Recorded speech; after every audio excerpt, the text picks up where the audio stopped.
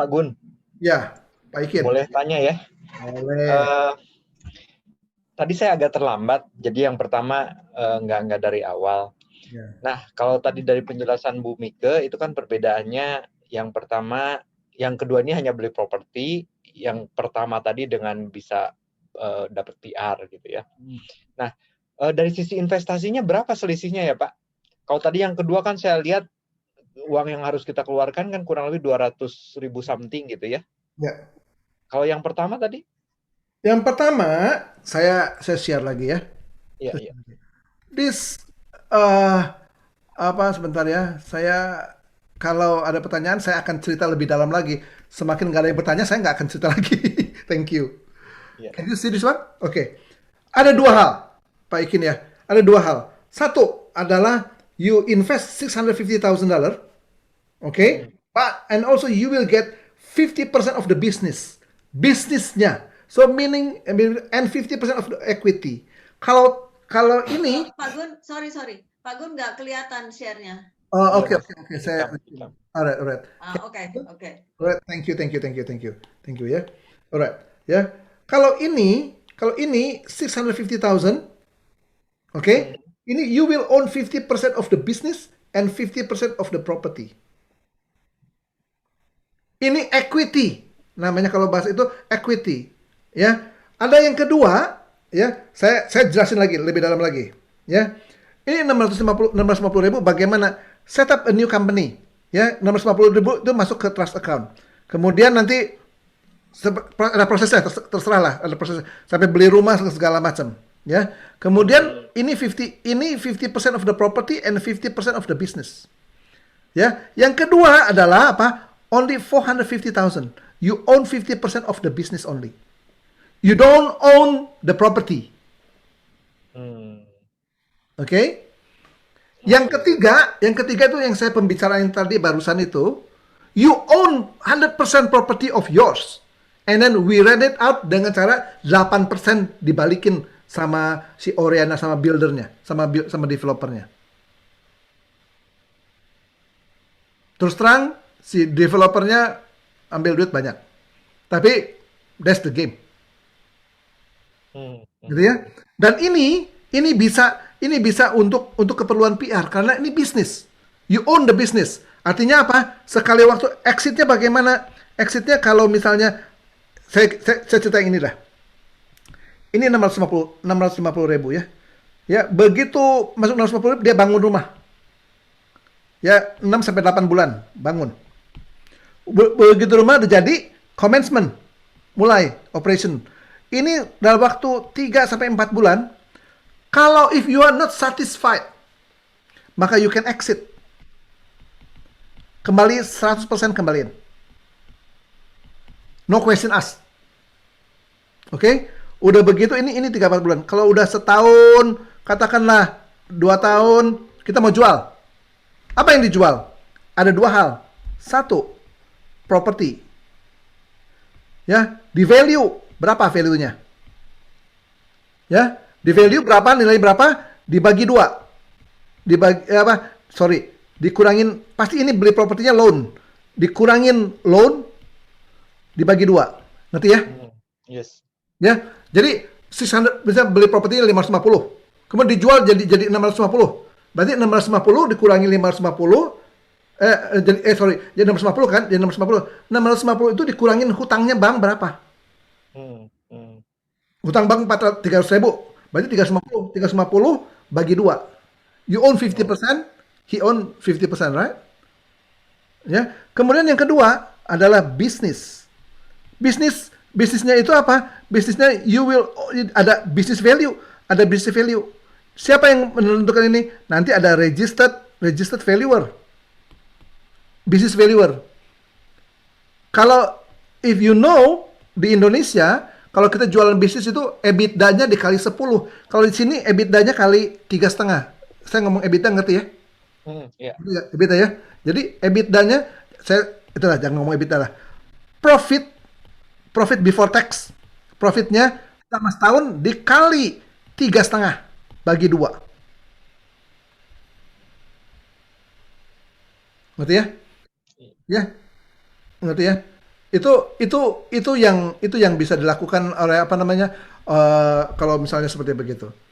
Jadi kalau ngomong investment itu ya harus tahu exitnya bagaimana. Itu bentuk bisnisnya apa Pak Gun? Maksudnya kalau di Indonesia kan bentuk PT, Company, bentuk apa? Kalau kalau company, company. ya 50-50 company, Hmm, hmm. company. Mau lebih jelas lagi? Saya bisa, saya bisa lebih lebih jelas lagi. Ya, duitnya dari mana sih itu? Itu apa namanya? Eh Bener nggak 8 tadi kan saya ngomong kan ada pemerintah bisa kasih 832 kan ini kan? 832 nih, 832 nih. Bener nggak 832 sih? Ini kebesaran dibesar-besarin atau dikecil-kecilin atau bagaimana? Sekarang saya mau sharing satu satu klien yang udah beli bisnisnya ya. Oke, hang on. Ya, saya buka buka filenya. Oke, hang on. Ya, bentar ya. I will show you the bank account.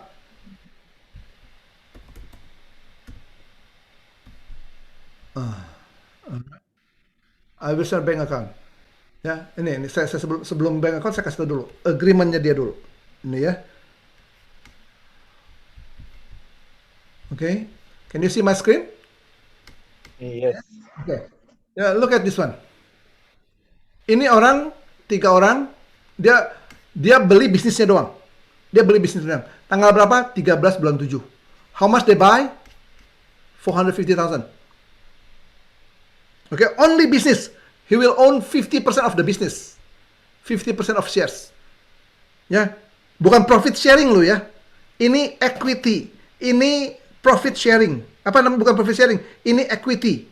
Nanti kalau bisnisnya dijual, dia akan dapat juga equity-nya. Berapa dijual bagi 2 juga. Oke? Okay? Oke? Okay? Beda kalau profit sharing kan you don't own the business, but you get the profit. Ya. Nah, 13 Juli kan kita lihat bank account perusahaan tersebut. Ini 13 Juli. Ya, look at this. Yang kuning itu ini nama itu Melbourne Carrier Network gitu. Nama perusahaannya. Ya. Ini itu yang kuning itu duit dari government. Lihatin, 8.000, 3.000, 9.000, 33.000, 55.000. The government throw us the money. 47.000, 1.600, 15.000. Ini bulan apa namanya? Juli. What about August? Ya, August. Lihatin August.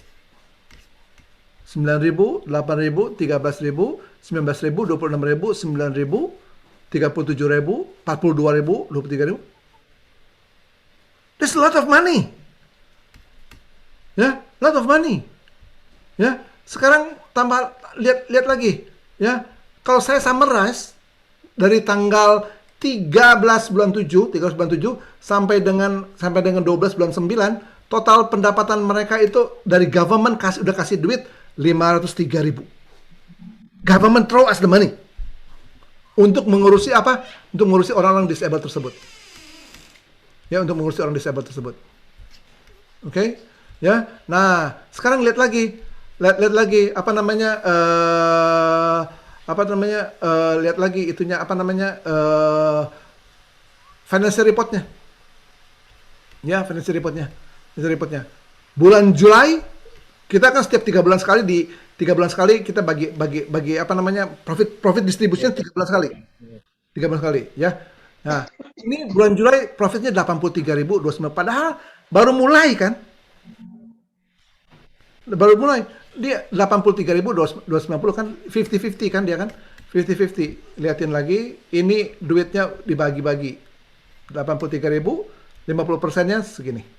Dia 3 orang. 1, 2, 3. Bisa beberapa orang ya Pak Gun ya? Boleh. Boleh. Boleh. Kalau beli bisnis doang boleh beberapa orang. Boleh beberapa orang. Ikin pernah itu nggak pernah PR nggak dulu? Enggak, tapi saya study di Melbourne. Oke. Dulu study di Melbourne. Di university mana? Monash. Oh, oke. Long time ago, 2002. 2002. Hmm. 2002. 2002 ya. Berarti sekarang 40-an hampir 50 ya. Yes, ya kurang lebih lah. Hmm, hmm, hmm. Kurang lebih seperti itu, Kin. Jadi pertanyaan secara umum lagi. Gun, bisnis apa di Australia during COVID-19 yang masih bagus? Healthcare industry. Nothing else, healthcare. Ya, salah satunya apa? NDIS. NDIS. Saya mau cerita lagi. Karena tanya jadi liatin. Sorry, Pak Gun, yang tadi disabilities-nya itu always available, selalu ada. Saya kasih tahu lagi. Hmm. NDIS itu dimulai 2018, 19 sampai sekarang 20, baru 2 tahun 3 tahun lah. Ya, orang disable itu banyak sekali. Kalau ngomongin dari government-nya ini kurang lebih, liatin ya, saya akan kasih lagi data lagi. Mana ya?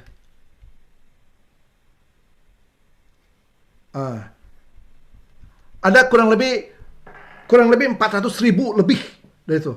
Ya, dan orang disable itu susah sembuhnya, Kin. Susah sembuhnya.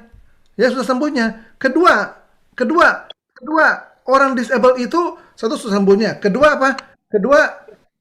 Ini baru dan banyak sekali masih ngebangun rumah untuk orang itu juga masih sedikit, termasuk sedikit. Ya, yang berikutnya apa? Orang disable itu ada di mana sekarang? Satu, ada di mana? Ada di hospital, di public hospital. Ya, di public hospital dia ngapain? Kalau di Australia, di public hospital itu kalau kita sakit, ya, you know right, kalau pernah sakit, kalau ke rumah sakit, apa ke rumah sakit langsung tinggal di rumah sakit? Tidak. Ya, terkecuali life threatening, dia boleh masuk rumah sakit. Stay di rumah sakit. Kalau enggak, suruh pulang. Kenapa? Bed availability sedikit. Tapi karena di rumah sakit itu banyak orang disable, dia nggak bisa pulang-pulang. Pemerintah itu jadi banyak bed yang tersita, dia nggak sembuh-sembuh. Mereka itu dilempar kemana? Ada kerjasama sama Kukun, ini diambil sama Kukun, masuk ke NDIS. Satu. Kedua apa? Kedua tuh ada apa namanya? Retirement village. Biasanya Christian community. Retirement village dia juga sebenarnya tidak boleh terima orang disable. Tapi dia have a good heart. Dia terima. Pemerintah kasih duit nggak? Kasih. End of tahun next year, orang disable yang ada di retirement village tidak boleh ada. Harus pindah kemana? Ke NDIS juga. Ya, ke NDIS juga. Jadi it's apa namanya? Sangat banyak. Kedua ya. Sebentar, saya mau ambil. Kedua. Stuart Roberts, my name, the Minister for Ya. that. Kedua adalah yang paling penting siapa Kukun itu. Ya, registered provider ada berapa banyak? Banyak. Tapi siapa Kukun yang kerja sama gitu? Dia backgroundnya ada healthcare industry. Dia tuh tadinya punya background healthcare sampai dengan 20 tahun sebelumnya. Ya, jadi dia punya apa? Dial home doctor. Jadi after hours doctor. Ya, kedua ada telehealth. Telehealth itu seperti Halodoc di Indonesia itu. Telehealth. Jadi dia selama 20 tahun dia udah punya data banyak. Orang-orang yang sakit udah banyak. Ya, ada banyak registered provider, dia bisa bangun rumah tapi nggak bisa cari apa namanya? Cari partisipannya nggak bisa. Ya, sedang Kukun easy. Kenapa? Karena dia punya database dan punya network yang luar biasa dengan government. Ya, berapa banyak apa tuh namanya disable-nya? Kita dengerin ya. Kalau bisa saya skip. National Disability Insurance Scheme. Last Ini November, Minister gave a NDIS. speech that outlined the government's plan to deliver Sebelum lupa lagi ya. NDIS ini is a legislation already. Artinya apa? Bisa berubah nggak? It's very hard. Contoh aja di Indonesia, Undang-Undang Cipta Kerja. Ya. Mau dirubah bisa nggak? Mau ditiadakan atau bagaimana? Bisa nggak? Sampai demo-demo juga masih belum beres. Apalagi di Australia. Ini udah jadi legislation, artinya udah masuk Senat, masuk Kongres, segala macam. Jadi it's very hard. Nah, satu lagi. Tahun 2020, ini tadinya 22 billion, sekarang menjadi tambah 4 billion, another 4 billion. Kenapa? Creating jobs begitu. on the promise of the NDIS and to ensure people Saya with skip disabilities ya, their supaya families remain safe and continue to receive the essential supports. At the same time, we've continued the 1st of July this year. The NDIS is 175,000 of those are receiving supports for the very first time. Overall, this is an increase of more than 100,000 participants for the very first Bentar time. ya, saya mundur lagi. 1,000 of those are receiving support plan. 175,000 Berapa? 400,000. 75. Oh ya. Ya. Australians with disability with an NDIS. Apa ini NDIS plan itu? NDIS plan itu seperti yang tadi saya ngomongin dari government, dari apa namanya ini nih. Saya kasih contoh lagi ya.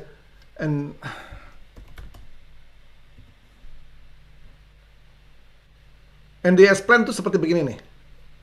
NDIS plan itu seperti begini.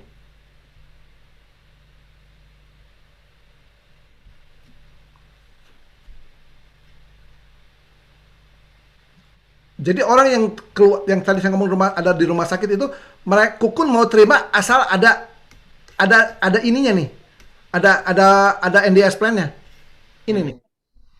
Bahwa penjahitan itu kekayaannya 677, 40, 677 ini triliun ini. Jelas ya? Jadi kurang lebih seperti begitu. Ya. Plan. Ya. Ini lagi saya kasih tahu lagi, liatin. Saya mau kasih tahu lagi, federal budget. Ya, federal budget, liatin. NDIS.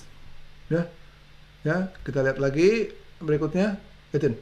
NDIS. Total additional funding will see a further 3.9 billion and another 92.9 million. Dari 22 billion.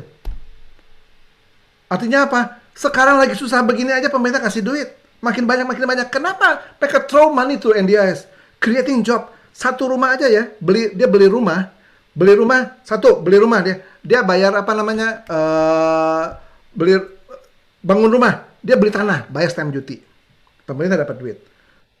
Kemudian ngebangun, pakai builder. Builder creating jobs, banyak jobs. Bayar PAYG. PAYG itu PPh 21. Kemudian bayar dia juga PPN, GST. Untuk sampai dia jadi rumah. Udah jadi rumah, masuk orang. Ada 12, minimum 12 orang pegawai. Bayar PAYG, bayar pajak penghasilan. Siapa 12 orang ini? Kebanyakan ngambilnya apa? Mereka yang unemployment. Di Australia, kalau istilah dulu dole, ngerti nggak? Ngedol. Pernah dengar nggak ngedol? Orang Australia kalau PR, kalau nggak kerja, pemerintah kasih duit. Bisa $500 per week. Ya, $500 per week. Maksudnya per 2 weeks. Per week. $500 per week. Ini 15 orang. Apa? $500 per week. Ini dari yang nganggur, tadinya dikasih duit, sekarang kerja di rumah NDIS ini, malah dia bayar pajak. Ya, jadi stimulating ekonominya luar biasa. Australia itu pintar yang begitu-begituan. Itu satu rumah doang 15 orang kerja loh, jangan main-main. Kalau 100 rumah, kalau bikin 100 rumah, berapa banyak?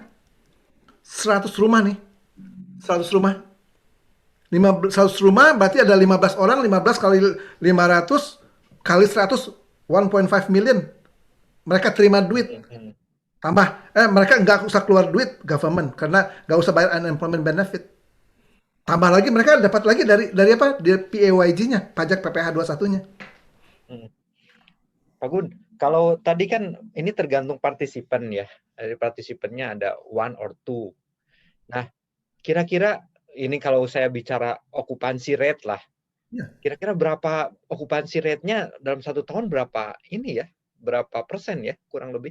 Saya kasih tahu. Demand untuk yang apa namanya disable ini much more dan supply-nya. Supply rumahnya sedikit. Nggak banyak. Kenapa? Karena NDIS itu banyak, register provider banyak, tapi yang untuk ngebangun rumah dan juga untuk menangani yang menangani yang intellectual disable itu sedikit. Ya, do you know di Melbourne? You know about Melbourne, right? Melbourne, saya udah ngomong beberapa kalinya. Melbourne sampai sekarang masih lockdown. Padahal hari ini nih kita cuma 1 new cases. 1 loh, kemarin 2, sekarang 1. Masih mungkin besok akan dirilis kali. 1 new cases. Ya the longest lockdown and the toughest lockdown in the world. Tahu nggak efeknya apa? Yang triggering mental issue. Jadi mental issue itu naik sampai 400%. Orang udah masuk, nggak akan bisa keluar. Keluarnya apa? Maaf kata, kalau dia meninggal. Ya. Ingat lagi orang disable ini tadinya kalau misalnya orang disable ini bukan seperti Indonesia. Kalau di Indonesia kan orang disable kan papa mamanya masih urusin atau anaknya urusin papa mamanya orang disable ini. Australia tidak. Anak umur 18 tahun disuruh keluar. Ya, betul ya? 18 tahun suruh keluar, mereka nggak peduli. Mereka nggak peduli. Jadi ujung-ujungnya apa? Kebanyakan orang di Australia kan kebanyakan kerja. Kerja kan? Kerja. Kalau dia menangani orang tuanya bagaimana? Dia juga dibayar. Namanya carer assistant untuk ngurusin orang disable, anaknya disable tuh dibayar juga. Tapi kalau anaknya intellectual disable tuh disimpan di itu, dia bisa kerja di tempat lain lebih gede. Dan anaknya dapat funding luar biasa. Tinggalnya kadang-kadang orang yang seperti gini belum tentu orang punya. Dia pindah masuk ke rumah NDIS itu dia sampai menangis. Rumahnya tadinya tinggal di commission house. Commission house tuh RSS lah di Indonesia tuh. Sekarang pindah ke rumahnya kan baru kan. Bagus. Dia bisa nangis. Aduh, tadinya gue nggak bisa lihat sky gitu. Ya, it's very touchy. Dan pemerintah satu orang itu bisa maksimum 1.9 million. Satu orang pemerintah bisa kasih 1.9 million. Tapi saya nggak hitung 1.9 million. Bisa kurang dari 800.000 nggak? Bisa. Sekarang pertanyaannya, occupancy rate berapa ya? Ya, sekarang Gun, gini, occupancy rate berapa? Karena belum ada apa namanya data yang benar-benar ada. Sekarang pertanyaannya beginilah, dirubah yakin ya. Rubahnya begini. Sekarang yang ada di mana? Adelaide dan Brisbane. Adelaide dan Brisbane. Ya, dua-duanya ini occupancy rate-nya bagaimana? Betul? 100%. Occupancy rate 100%. Kedua, saya kasih email lagi. Ya, saya buka email lagi ya. Jafar. Pak Gun kan pernah Pak Gun bilang ke saya dulu yang namanya disability itu nggak hanya fisik tapi juga mental kan Pak ya? Yes. Ya. Orang gila gitu. Ya, sakit jiwa, tapi istilahnya jangan, kita di Australia tidak boleh ngomong mental disable. Kita ngomongnya intellectual disable. Ya, maksudnya bukan hanya cacat fisik kan sebetulnya. Kita fokusnya kepada orang yang intellectual disable. Karena intellectual dikasih duit banyak, jauh lebih banyak daripada orang yang physical disable. Kin bisa lihat, Kin? Iya. Ini bakalan buildingnya bakal Oktober 2020. Okay? Ya, we already found 2 participants for your property. Ini sih. Ya. Jadi bangunan belum jadi pun udah ngantri orang. Ternyata belum jadi orang sampai dengan sekarang belum jadi, akan jadinya nanti November. Mereka bagaimana ini orang-orangnya? Kita sewakan tempat. Kita sewakan sewa tempat dan kita kasih carer juga. Istilahnya kita dengan cara namanya short term accommodation. Short term accommodation dapat duitnya lebih banyak lagi. Bisa cerita lagi nanti lah sekali waktu. Iya. Oh, seru sama saya ngomongnya. Any questions? Ada pertanyaan lagi Pak Ikin nggak apa-apa masih sisa. Semakin ditanya saya semakin panjang jawabannya Mas. 5 menit lagi boleh. Oh sebelum itu saya mau ini dulu yang menyapa, ini ada yang peserta yang saya nggak punya nomor HP-nya. Tadi saya udah apa namanya, udah saya chat tapi belum dijawab ini. Bu Elvi bisa share ke saya nomor HP-nya, Bu? Terima kasih. Soalnya saya udah di-share via private chat aja, Bu Elvi. Terima kasih. Ikin, Silakan, Pak Gun. Ikin, kamu belum pernah punya PR ya? Belum, Istri belum pernah PR juga? belum. Hmm. Pak Anak Ikin umur ini berapa? orang finance ini, Pak Ikin orang finance ini. Jadi Anak kalau umur tanya berapa? pasti ribet. Anak masuk ke SMA nih, mau masuk. Masuk SMA. Mm-mm. Saya mau cerita ya. Saya mau cerita yakin ya.